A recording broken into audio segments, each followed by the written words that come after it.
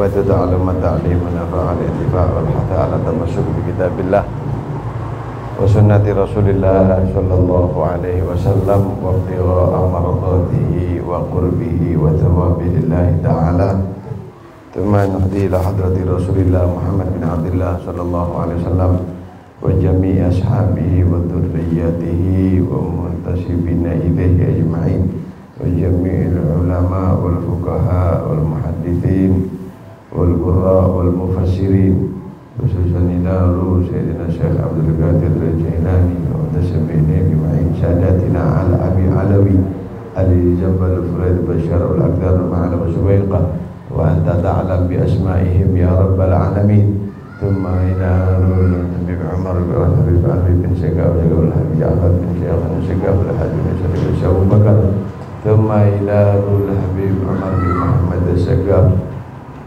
وذريته المنتسبين إليه أجمعين ثم إلى محمد بن عبد القادر بن عمر السقاف وسلسلته بن محسن الحبشي ثم إلى الحبيب حسين بن عبد الله السقاف وسلسلته ميمونة بن عبد الله بن ثم إلى الحبيب صالح بن أحمد بن عبد الرحمن وأصولهم وفروعهم ومنتسبين إليهم أجمعين أن الله يتغشهم برحمة المغفرة ثم إلى والدينا والديكم وعماتنا وعماتكم وعمات المسلمين عامة تغشهم برحمة المغفرة على هدينا كل صالح جامع بنات الفتوح والمنوح والرسول وصلاح القلب والجسد والروح وإلى حضرة النبي محمد صلى الله عليه وسلم سر الفاتحة.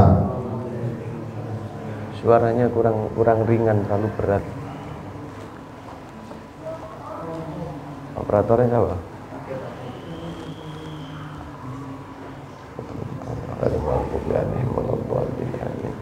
Bismillahirrahmanirrahim. Alhamdulillahirabbil alamin. Wa bihi nasta'inu ala umuri dunya waddin. Wassalatu wassalamu ala asyrafil anbiya'i wal mursalin Sayyidina Maulana Muhammadin wa ala alihi wa sahbihi ajma'in. Lagi Alhamdulillah, pertama-tama kita haturkan syukur kehadirat Allah Subhanahu wa taala atas segala rahmat dan karunia-Nya sehingga pada pertemuan Ramadan di tahun ini kita masih bisa ditakdir oleh Allah Subhanahu wa taala untuk berkumpul, dan semoga insyaallah perkumpulan di bulan Ramadan ini menjadikan perkumpulan yang barokah, dan Allah berikan kesempurnaan di dalam ibadah kita sehingga ujungnya kita akan mendapatkan predikat sebagaimana yang disebutkan atau difirmankan oleh Allah Subhanahu wa taala di dalam orang-orang yang berpuasa. Tujuannya adalah la'allakum tattaqun, agar kalian menjadi orang yang bertakwa kepada Allah. Maka itu harapan kita semuanya, puasa ini adalah menjadikan salah satu sabab kita insyaallah ta'ala akan menjadi orang yang bertakwa kepada Allah sesuai dengan keinginan Allah dan Rasul sallallahu alaihi wasallam. Amin Allahumma amin. Kurang keras. Ma'asyiral muslimin rahimakumullah, karena ini pembukaan, nanti ada beberapa narasumber yang akan ngisi, salah satunya saya, lalu ada Habib Ahmad, ada Habib Hadi, ada Habib Yahya. Kalau saya ngisinya pakai kitab Ayyuhal Walad, entah nanti yang lainnya bagaimana, tapi yang jelas kalau waktunya saya ngajinya Ayyuhal Walad. Jadi kalau yang ngaji ke sini silakan dibawa aja kitab Ayyuhal Waladnya, karena kalau ada yang udur ya nanti salah satu narasumber yang akan menggantikan. Tapi nggak apa-apa, ini untuk pembukaan. Bismillahirrahmanirrahim. Qala radhiyallahu ankum, dikatakan oleh Al-Imamul Ghazali di dalam kitabnya Ayyuhal Walad. Beliau memberikan nasihat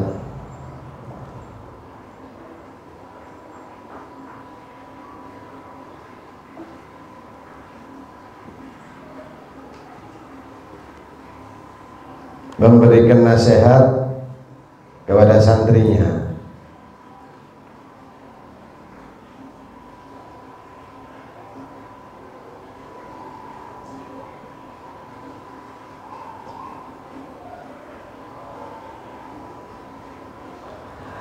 Ayyuhal walad, ayyu syai'in hasilun laka min tahsili ilmil kalami wal khilaf wat tibbi wad dawawin wal ash'ar wan nujum wal arud wan nahwi wat tasrif ghaira tadyi'il umri bi khilafi dil jalal.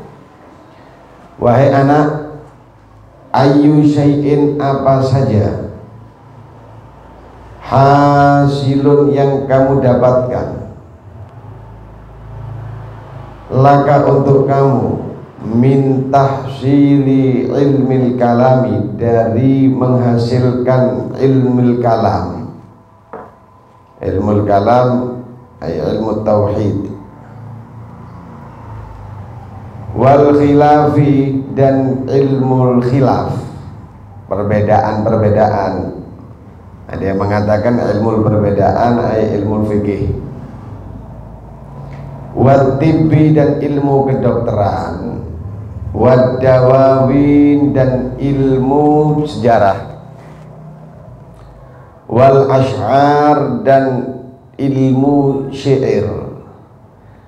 Wal nujumi, dan ilmu bintang. Wal arudi, dan ilmu perdagangan.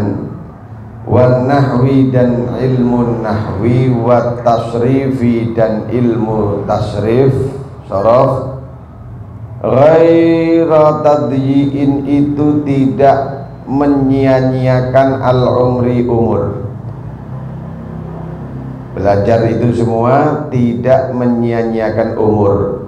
Bi khilafi dil jalali, sebaliknya dil jalali, yang memiliki kekuasaan atau keagungan Allah. Kalau Allah tidak perlu itu semuanya, tapi kalau kita belajar itu bukan termasuk daripada menyia-nyiakan umur. Justru kalau orang tidak ngaji, itu dia termasuk orang yang menyia-nyiakan umurnya. Tapi kalau orang itu belajar ngaji, apapun bentuk ilmunya, yang penting yang bermanfaat, itu namanya ghaira tadyi'il umri, tidak menyia-nyiakan umur. Jadi kalau umurnya manusia ini tidak digunakan untuk yang baik, berarti dia tadyi', berarti dia menyia-nyiakan umur. Lah kalau umurnya dibuat sia-sia, habis. Tadyi'ul umur bilal faidah, akhirnya umurnya habis, tidak ada faedah. La dapat ilmu, wala dapat barokah, nggak dapat ilmu, nggak dapat berkah, nggak dapat pahala, akhirnya sia-sia umurnya. Dan orang yang seperti itu nanti adalah orang yang rugi di hadapan Allah. Karena apa? Karena nanti di akhirat itu disebutkan inna ahlal jannah fil jannah, ada nanti orang-orang yang penduduk surga, mereka di dalam surga itu, ini penduduk surga lah ya, penduduk surga kelak nanti di dalam surga itu ada yang merasa rugi. Mereka ada yang merasa, wah rugi saya ini. Padahal dia sudah di dalam surga, tapi dia masih merasa rugi. Kenapa? Sehingga ditanya, kenapa Anda masih merasa rugi? Dan sedangkan kamu sudah ada di dalam surga. Maka orang ini mengatakan, ya, aku merasa rugi, atahassaru ala sa'ah fata alayya fid dunya walam a'mal bi ibadatillah. Aku merasa rugi ini karena dulu waktu saya hidup ada satu waktu yang di dunia itu tidak saya gunakan untuk beribadah kepada Allah. Jadi ada satu waktu yang tidak digunakan untuk beribadah, itu orang-orang di surga itu akan merasa rugi. Artinya apa? Setiap ibadah kita di dunia itu akan menambah derajat kita di akhirat, akan menambah kenikmatan kita nanti di akhirat. Dan orang merasakan kenikmatan itu tidak pernah ada puasnya. Di mana orang ada merasakan nikmat dengan puasnya? Tidak ada. Dulu tidak punya uang, kepingin punya uang, dia punya uang 1 juta, nanti kalau saya punya uang 1 juta, alhamdulillah saya cukup. Ternyata 1 juta sudah punya, katanya kepingin lagi 5 juta, 5 juta kepingin lagi 10 juta. Artinya nggak ada orang nikmat di situ, itu nggak ada puasnya orang. Kalau orang itu sudah masuk di dalam sebuah kenikmatan, dia nggak ada puasnya. Makanya sampai digambarkan di surga itu yakulun wa yashrabun wa la yataghawwatun wa la yabulun. Di surga itu makan sepuasnya, minum sepuasnya, nggak ada yang buang air, nggak ada yang kencing. Makan sepuasnya. Karena nggak pernah ada henti-hentinya di surga itu. Jadi orang kalau sudah masuk di dalam sebuah kepuasan itu tidak pernah berujung kepuasan itu. Nah, begitu juga manusia ini tadi. Di surga itu sudah nikmat di dalam surga, tapi dia masih merasa rugi. Kenapa? Ya Allah, andai kata dulu saya di dunia ini semuanya saya gunakan untuk ibadah, maka saya akan merasakan lebih nikmat lagi saya di surga. Makanya itu dikatakan al-ajar biqadri ta'ab. Ingat-ingat ya, al-ajar biqadri ta'ab. Pahala itu Allah berikan sesuai dengan ukuran jerih payah kita. Kita capek, kita payah dengan taat kepada Allah, dengan ibadah, dengan ngaji misalnya, ngantuk misalnya, capek mau ngaji, mau belajar, mau sholat, mau ibadah, ngantuk, mau terawih, males, ngantuk, dan lain sebagainya. Kita paksakan. Semakin kita ini tertekan, semakin kita ini berusaha untuk menekan nafsu kita, ya disitulah semakin besar ganjaran kita. Ya disitulah kita akan mendapatkan sebuah kedudukan daripada Allah Subhanahu Wa Taala. Al-ajar biqadri ta'ab. Tidak ada ceritanya orang itu akan mendapatkan wilayah. Nggak ada orang itu mendapatkan sebuah pangkat di hadapan Allah dengan dia tenang-tenangan. Tidak ada sama sekali. Maka itu ada sebuah ulama yang bilang dulu itu, tidaklah Allah menjadikan seorang wali Allah kecuali Allah akan ibtuliya bihim bimarad. Allah akan berikan penyakit kepada orang itu.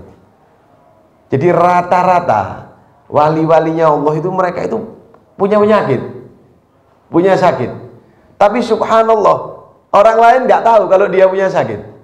Karena dia apa? Seakan-akan dia itu nggak pernah sakit. Seakan-akan dia tidak sakit. Sholatnya tetap, zikirnya tetap, sholawatnya tetap, ngajinya tetap. Seakan-akan dia nggak kelihatan kalau sakit. Padahal dia sesungguhnya dia nahan.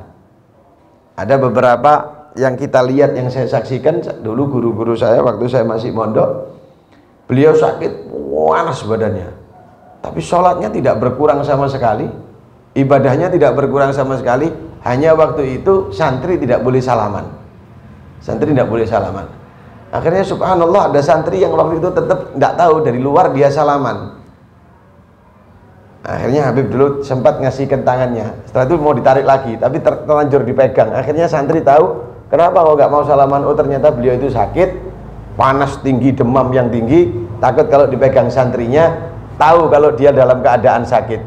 Jadi dia orang-orang soleh, orang-orang yang wali itu, mereka itu menutupi beratnya dia, capeknya dia ditutupi biar tidak ada orang yang tahu, padahal dia ini menahan untuk melakukan ibadah kepada Allah Subhanahu Wa Taala.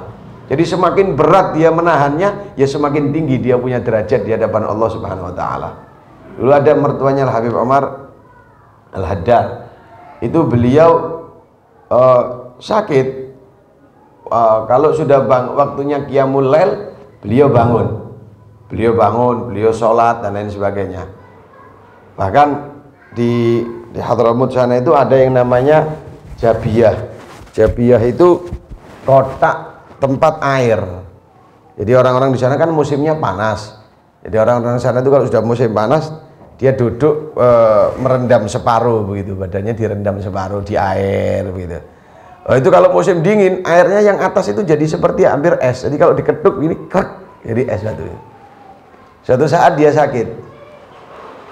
Dia waktu sakit, beliau ini bicara gini, wahai sakitku, kalau kamu nanti malam malas bangun karena alasan sakit, saya akan rendam kamu ke air es tadi itu, ke tempat pemandian es tadi itu.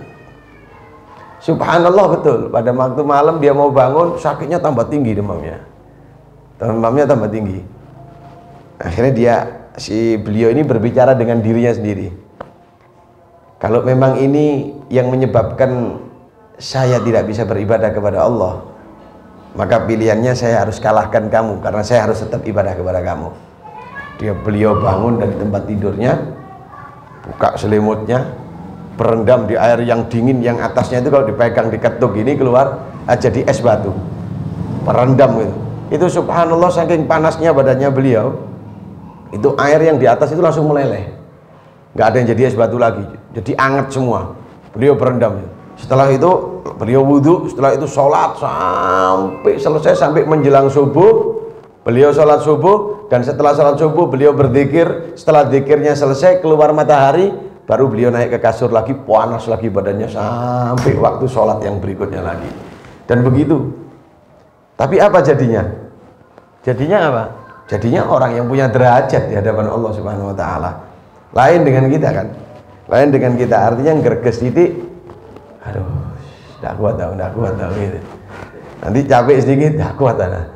Didik kakek tidak kuat tanah. Allah, tidak mampu, tidak kuat, tidak mampu, tidak kuat, tidak mampu, tidak kuat, itu terus jadi ucapan kita, gak mampu, gak kuat. Sedangkan beliaunya itu, masya Allah.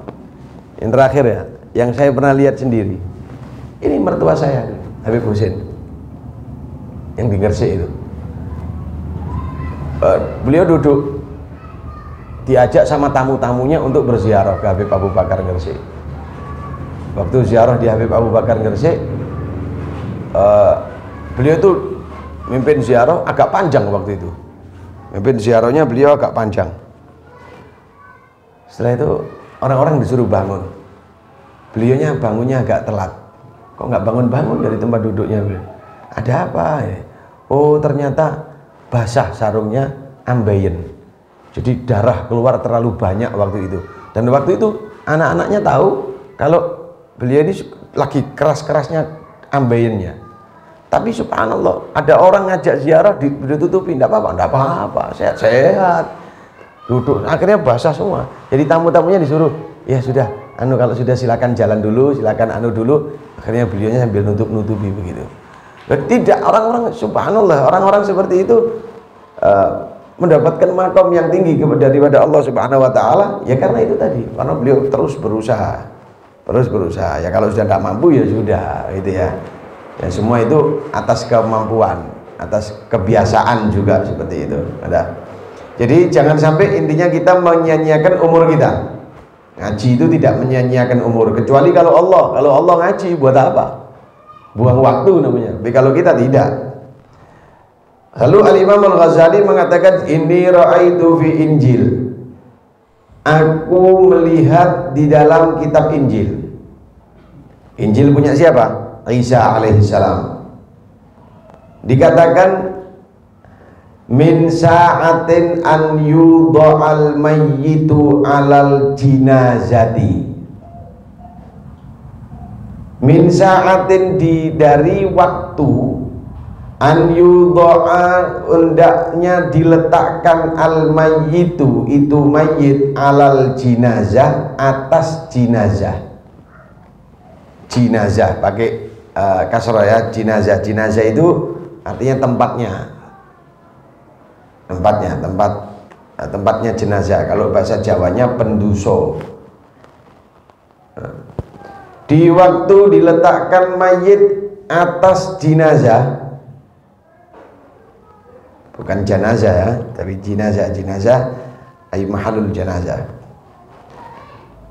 Aku melihat kalau sudah ada mayit diletakkan di atas jenazah, ila ayyudha'a ala syafiril qabri, hingga diletakkan ala syafiril qabri atas syafir, pinggir, al qabri, atas bibirnya kuburan.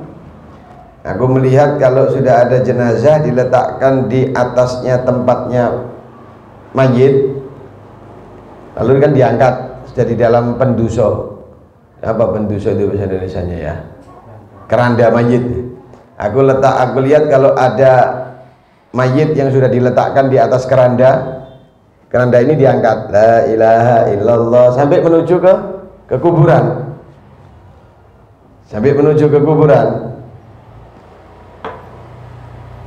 Yas'alullah bi'udmatihi minhu arba'ina su'alan. Dalam perjalanan ini tadi si mayit sudah mendapatkan 40 pertanyaan. Ini belum pertanyaan kubur. Belum pertanyaan kubur. Jadi mayit kalau sudah masuk di keranda, diangkat, Allahu sallallahu Muhammad, la ilaha illallah, dibawa ke kuburan. Ini sudah 40 pertanyaan disiapkan oleh Allah untuk malaikat bertanya. Pertanyaan-pertanyaan ini. Belum, nanti belum. Masuk ke kuburan masih belum ditanya lagi. Ada lagi nanti. Namanya su'alul qabr, pertanyaan kubur. Ini belum. Jadi baru masuk keranda saja sudah mayit itu nanti kita akan mendapatkan pertanyaan. Awwaluha, pertanyaan pertama dari 40 pertanyaan ini. Yaqulu, berkata siapa Allah, abdi, wahai hambaku, toharta mandorol khalqi, toharta kamu bersihkan, mandorol khalqi dari pandangan manusia, sininan bertahun-tahun. Wa ma toharta mandori saatan, tapi kamu tidak membersihkan diri dari pandanganku saatan, walaupun sesaat. Oh, kita kalau mau ketemu orang bersih-bersih dulu. Mau ketemu orang mandi, sorbanan pakai dulu minyak wangi yang zen, kopiah dirapikan, baju kotor jangan sampai ada, pakai minyak wangi yang rapi, yang bersih. Mau ketemu siapa ini? Mau ketemu manusia. Mau ketemu manusia, kamu bersih-bersih dulu mau ketemu manusia. Tapi kamu bertahun-tahun mau ketemu Allah, tidak pernah bersih-bersih sama sekali. Maka Allah mengatakan toharta mandaral khalqi sinin, kamu berusaha untuk membersihkan diri dari pandangan manusia bertahun-tahun. Wa ma toharta mandori saatan, tapi kamu tidak berusaha untuk membersihkan diri dari pandanganku walaupun hanya sesaat. Padahal Allah ini kalau memandang manusia di mananya? Di hatinya. Ala inna lillahi fil ardi aniyatan ala wahiyal qalb, sesungguhnya Allah itu punya tempat di atas bumi ini, dan tempat Allah yang di atas bumi ini apa? Hati manusia. Ya, hati kita ini tempat lihatnya Allah. Kita sibuk bersihkan tubuh kita, kita sibuk bersihkan gaya badan kita, bau badan kita, tapi kita tidak pernah sibuk untuk membersihkan. Wush, Allah ngelihat kita ini, bagaimana kita harus bersih, bagaimana kita harus rapi. Kita nggak pernah sibuk memikirkan itu semua, nggak pernah sibuk bersihkan hati kita. Padahal Allah setiap hari ngelihat, kok kotor ini hatinya. Dan orang kalau melihat kita kotor, orang itu nggak senang sama kita. Contoh, kita lihat orang begini, orang ini bajunya kotor semua, ini kopiahnya kuning kopiahnya, atau baunya nggak enak, kita ngelihatnya nggak senang. Ini apa orang ini ya? Begitu juga kan Allah Ta'ala. Allah kalau ngelihat kita terus lalu kita kotor hatinya, ya Allah tidak senang dengan kita nanti. Dilihat ini apa ini orang ini, kok tidak pernah bersih. Padahal kita selalu dilihat sama Allah. Minimal saja, minimal saja. Sholat kita 5 waktu. Di Quran dikatakan, hudu zinatakum inda kulli masjidin, ay inda iradati sholah. Ambil hudu zinatakum, ambillah perhiasan kamu. Artinya hiasi dirimu. Artinya hiasi dirimu.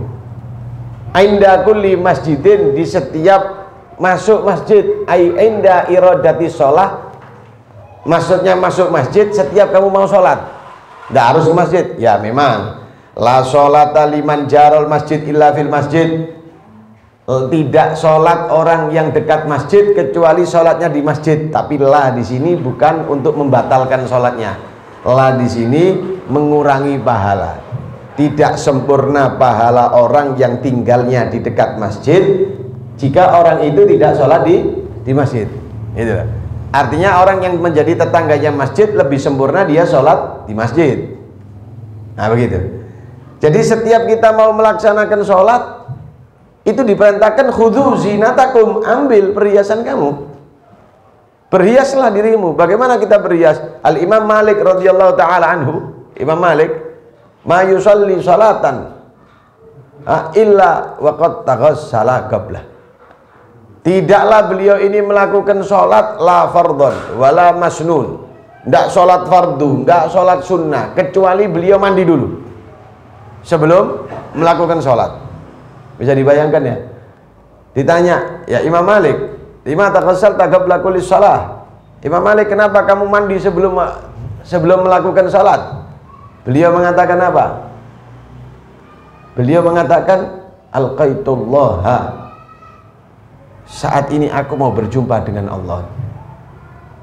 Aku ingin mau berjumpa dengan Allah. Bagaimana aku tidak membersihkan diriku? Aku mau ketemu sama manusia saja pakai minyak wangi, mau ketemu sama Allah, ya lebih-lebih lah. Saya mau ketemu sama orang saja, lihat kaca dulu, ya rambutku serayut ya, sisiran dulu, baju gimana, right ya. Mau masuk ke ruangannya orang yang kita begitu, kita tata-tata dulu baju kita. Ya kita mau masuk ke hadratnya Allah, kita mau sholat, Allahu Akbar, inna sholati wa nusuki wa mahyaya wa mamati lillahi rabbil alamin. Inna wajjahtu wajhiya lilladzi fataras samawati, sesungguhnya aku hadapkan wajahku kepada zat yang menciptakan langit dan bumi. Ngedep sama Allah. Anda mau berhadapan sama Allah, terus mukanya berlepot-lepot, terus tidak bersih, terus tidak wangi, ya keliru lah. Keliru. Kalau di Hadramut itu orang-orang punya minyak wangi yang mahal lisolah, untuk sholat. Minyak wangi yang biasa-biasa ada, untuk yang keluar-keluar itu ada, untuk nemui tamu ada. Tapi beliau punya minyak yang khusus, orang-orang itu iki minyak kayak sholat ini. Minyak yang zen, buat sholat saja. Kenapa? Loh ini apa ini? Ngedep sama Allah kita ini.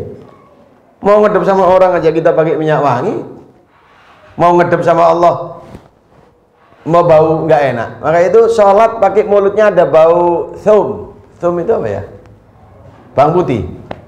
Makruh. Orang kalau sholat mulutnya itu ada bau bawang putih. Loh kok bisa makruh? Ustaz, ini bagaimana hukumnya orang yang mulutnya bau atau dia tidak pakai sikatan lalu dia sholat sendiri? Makruh. Ada yang mengatakan makruh itu kalau sholatnya berjamaah. Allahu Akbar, bismillahirrahmanirrahim, alhamdulillah, kan tidak enak baunya, sebelahnya nanti terganggu baunya, makruh. Ada yang mengatakan kalau badannya kecut, badannya bau, dia sholat sehingga orang sebelahnya dia terganggu karena aroma badannya dia, makruh. Tapi kalau sampai orang sebelahnya ini membatalkan sholatnya karena bau mulutnya orang yang di sebelah, membatalkan sholatnya karena nggak kuat dengan bau yang tidak harum dari badannya, bisa haram dia. Berarti dia bisa membatalkan sholat orang lain karena itu. Makanya pakai deodoran.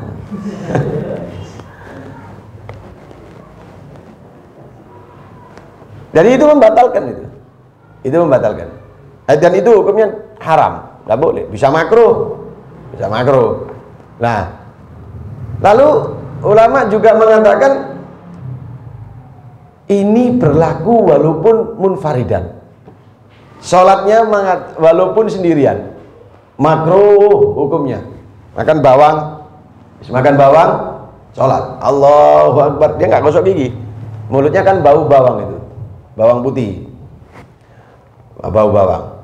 Oh, hukumnya gimana? Ini tidak ada orang, Ustaz. Anak sendirian, Ustaz. Iya tetap makruh. Ente ada Allah. Ente ini sekarang berbicara sama Allah. Dia baunya kecut. Gak mandi, gak pakai apa, sudah berapa hari baunya gak enak. Tapi anak sholatnya sendirian, Ustaz. Tetap ente makruh. Kenapa? Kamu masuk ke dalam sholat tidak menggunakan sesuatu yang bersih. Gak boleh seperti itu.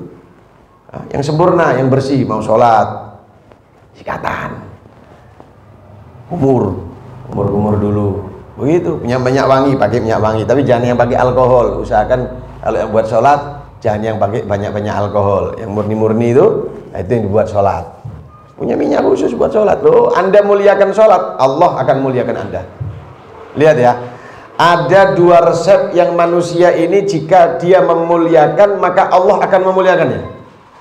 Yang pertama, muliakan sholat, Anda berarti memuliakan Allah. Balasannya Allah akan memuliakan Anda dunia wal akhirah. Yang kedua, muliakan orang tuamu, karena muliakan orang tua akan mendapatkan ridho Allah dan Allah akan memudahkan semua urusan dunia wal akhirah. Dua resep ini, muliakan Allah dan muliakan orang tuamu, maka engkau akan dimuliakan Allah di dunia wal akhirat. Tapi kalau kamu sudah tahawan ala shalah wal aqli walidain, sama sholat nggak terlalu ngereken, nggak terlalu perhatian sama sholat. Allah juga nggak terlalu perhatian sama kamu. Sama orang tua nggak terlalu perhatian. Ya Allah juga nggak akan perhatian sama kamu. Maka itu kalau kamu ingin dapat ridha Allah fi ridhal walidain, sukhutullah fi sukhtihima. Belum pernah ada orang jadi wali Allah kecuali dapat ridhonya orang tua, ibu khususnya. Dan tidak ada seorang wali Allah kecuali terlahir dari seorang perut wanita yang solihah. Jangan pernah berharap kalau Anda bukan wanita solihah, keluar anak jadi wali Allah. Tidak bisa. Paling banter jadi wali-wali daya, wali jami'il muslimina wal muslimat. Jadi jenazah. Tidak ada. Paling kalau meningkat sedikit, lihat dawa umur ya itu tadi jadi apa? Wali murid. Nggak bisa. Oh, ibunya tidak pernah sholat, ibunya maksiat, keluar anaknya ahli taat, ahli ibadah. Mustahil, tidak mungkin. Nah, mungkin belum pernah ada seperti itu. Kalau Anda ingin punya anak yang soleh, anak yang baik, jadilah ibu yang baik, jadilah bapak yang baik. Karena pepatahnya sudah jelas, buah itu jatuh tidak jauh dari pohonnya. Ada buahnya di Kejayan, nanam pohonnya di Kejayan, keluarnya di Jalan Jawa. Tidak ada. Ya di sana keluar di sana, ya di sini keluar di sini. Saya sama istri saya ya menghasilkan anak tidak jauh seperti saya dan istri saya. Gampangnya kan begitu. Kamu keluar ya tidak jauh dari orang tuanya kamu, begitu aja. Maka kalau kamu kepingin punya anak yang baik, ya perbaiki dari diri kamu sekarang, biar nanti anaknya jadi anak yang baik. Itu otomatis. Allah, anak saya ya Allah jadikan anak yang soleh, jadikan anak ahli sholat, anak ahli Quran. Bapaknya nggak pernah sholat, nggak pernah baca Quran. Tidak mungkin gitu ya. Udah.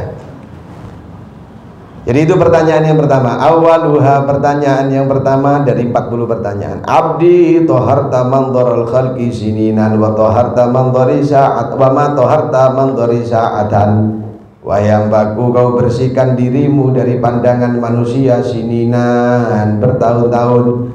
Wa ma toharta mandori, dan kamu tidak membersihkan mandori dari pandanganku sa'atan walau sebentar. Ditanya sama Allah. Wa kulla yaumin yanduru fi qalbik, dan setiap hari yanduru melihat siapa Allah fi qalbika, di dalam hatimu. Setiap hari kan Allah ngelihat, tapi kamu nggak mau bersihkan hati. Yaqulu,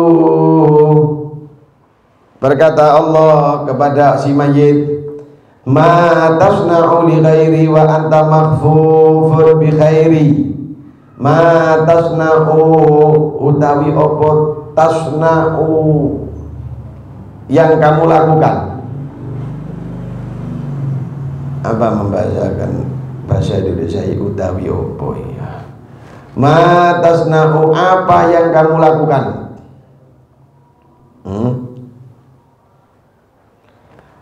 Ma tasna'u, apa yang kamu lakukan li ghairi, selain kepadaku. Wa anta, dan kamu mahfufun, terselubung, terliputi, bi khairi, dengan kebaikanku. Ama anta fa'asammu ama anta fa'asammu la tasma', apakah kamu asam, apakah kamu sudah tuli,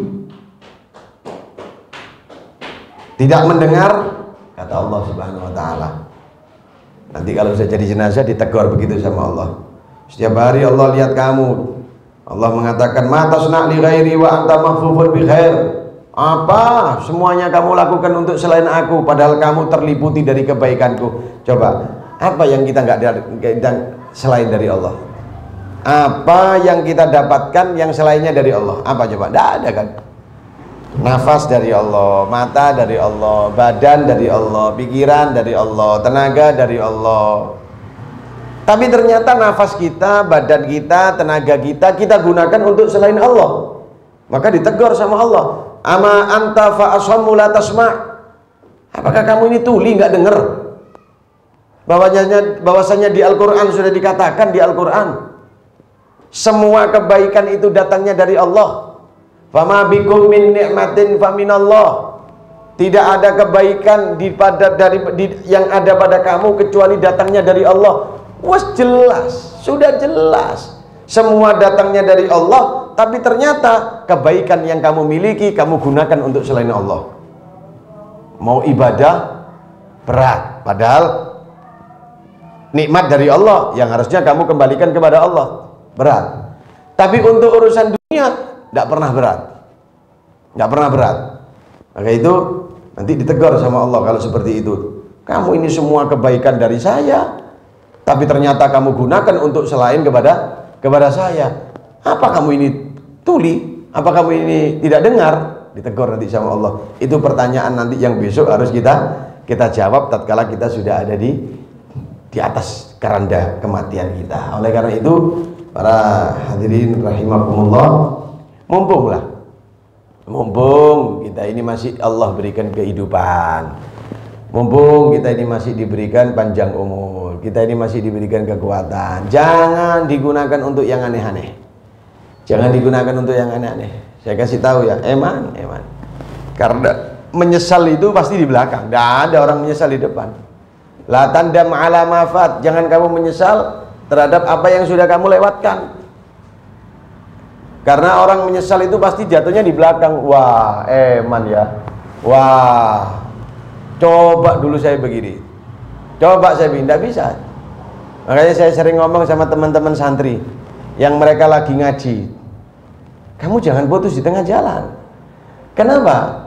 Kamu sekarang tidak merasakan, tapi nanti kamu kalau sudah besar, kamu sudah tidak bisa kembali lagi, kamu akan merasakan. Contohnya nanti begini, saya mondok ngapalkan Quran, baik, dapat 10 juz, 15 juz, berhenti saya dari pondok. Waktu itu di pikiran saya kerja saja, saya ikut ini aja, saya begini, akhirnya dia berhenti. Begitu sudah orang, dia getun, ya Allah, emannya ya, saya sudah hafal 15 juz, tinggal 15 lagi. Andai kata Allah kembalikan waktu seperti dulu lagi, saya akan selesaikan 15 juz yang ke depan ini. Tapi kan sudah tidak bisa.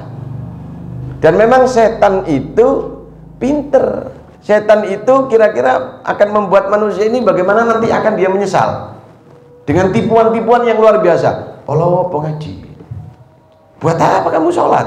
Ya Allah, inti mau sholat malam, nanti malam mau bangun, mau sholat malam, capek, akhirnya nanti besok pagi kamu kerjanya kamu terganggu loh. Coba ya, kalau kerjanya kamu terganggu, nanti kamu bisa capek, bisa pusing kamu. Bisa-bisa kamu nanti nggak kerja. Kalau kamu nggak kerja, nanti kamu nggak dapat uang. Lalu apa yang kamu berikan kepada anak istrimu? Sedangkan bekerja ini adalah halal, bekerja ini ibadah. Akhirnya dia meninggalkan ibadah. Iya ya, ahsan. Anak sama-sama kerja saja. Kalau begitu, anak nggak usah sholat malam. Akhirnya pahalanya hilang. Dikira sama dia, harta itu datang sesuai dengan pekerjaannya. Sama sekali tidak. Sama sekali tidak. Harta itu datang sesuai dengan takdir Allah, bukan pekerjaan kita. Harta itu datang sesuai dengan takdir Allah. Anda semakin dekat sama Allah, takdirnya tambah bagus, ya tambah banyak rezekinya. Bukan karena pekerjaannya. Bukan karena pekerjaannya. Banyak kan orang-orang yang bekerja tapi ya begitu-begitu. Ya memang begitu, tapi Allah kasihkan cukup, tinggal kita bagaimana kita memposisikan diri di hadapan Allah Subhanahu wa ta'ala. Maka itu jangan sampai kita tertipu dengan bujuk rayunya setan, karena setan ini ahli sekali untuk menggagalkan ibadah. Dia akan benturkan dengan ibadah. Terakhir ya, ada apa kamu mondok? Kamu di rumah bantu orang tuanya kamu, ini ibadah lebih besar. Kamu bantu orang tuanya kamu di rumah, oh gitu. Akhirnya dia berpikir, iya ya, kasihan bapak saya, kasihan ibu saya harus bantu. Akhirnya dia mogok, tidak mau mondok, bantu orang tuanya di rumah 1 minggu, 1 bulan maksimal. Setelah itu keluar keluyuran sudah, keluyuran ke sana ke sini lah dapat mondoknya, malah dapat bantu orang tuanya. Setannya tepuk tangan, berhasil. Kamunya nggak dapat apa-apa. Padahal andai kata kamu belajar sukses, pulang dengan ilmu, pulang dengan ridho guru, Subhanallah. Kamu akan berdiri dengan kakinya kamu sendiri. Kamu akan bermanfaat. Yang mana kamu akan bisa mengangkat derajat orang tuanya kamu. Kamu bisa membantu orang tuanya kamu. Kamu bisa membahagiakan orang tuanya kamu. Tapi lihat bagaimana setan ingin menggagalkan sebuah kebaikan dengan cara membenturkan kebaikan. Nah, maka itu kita jangan sampai tertipu dengan tipu daya setan yang akhirnya nanti kita terjerumus. Fara'iyatubillah min dhalik. Mungkin ini saja yang bisa saya sampaikan dulu. Insyaallah sambung lagi di besok pertemuan yang berikutnya. Hayya Abdurrahman kasih Abdurrahman. Adil kasih. Itunya dibagi apa namanya? Burger. Bentino Purmoto ayo burger sekarang. Afdal ghina wal maut ala dinil Islam wal iman bila mihnah wal imtihan bi jahi sayyidi waladi adnan ba'da umrin tawil fi khair wa lutf wa afiyah wa Allah yarzuqna rizqan halalan haysiyan wa ma'nawiyan balighna wa iyyakum ziarah Makkah wal Madinah sinin ba'da sinin awam ba'da awam bi khairat masarat bi rahmatika ya arhamar rahimin kuntur ilaina wa la tukhayyib rajana rafa' aidina wa la taruddana bi syukril aidi ya Allah da'unaka kama amartana fastajib kama wa'adtana bi rahmatika ya arhamar rahimin Allahumma sulukna bi salbi Allahumma sulukna bi tariqin Nabi Muhammadin sallallahu alaihi wasallam wa bi tariqil anbiya wa sulha wal ulama wa bi tariqi masyayikhina ala ahdini wa bi barakatuh wa la taj'alna minal khalifin bi rahmatika ya akramal akramin wa ya arhamar rahimin warzuqna kamalus siha wal afiyah warzuqna kamalus siha wal afiyah warzuqna kamalus siha wal afiyah zahiran wa batinan wa fi mardana wa afi mubtalana wa man awsana bid du'a aw istawsana bid du'a taqabbal da'awat ajil ijabah zahiran wa batinan fi khair wa afiyah wa ila hadratin nabi Muhammad sallallahu alaihi wasallam. Al-Fatihah.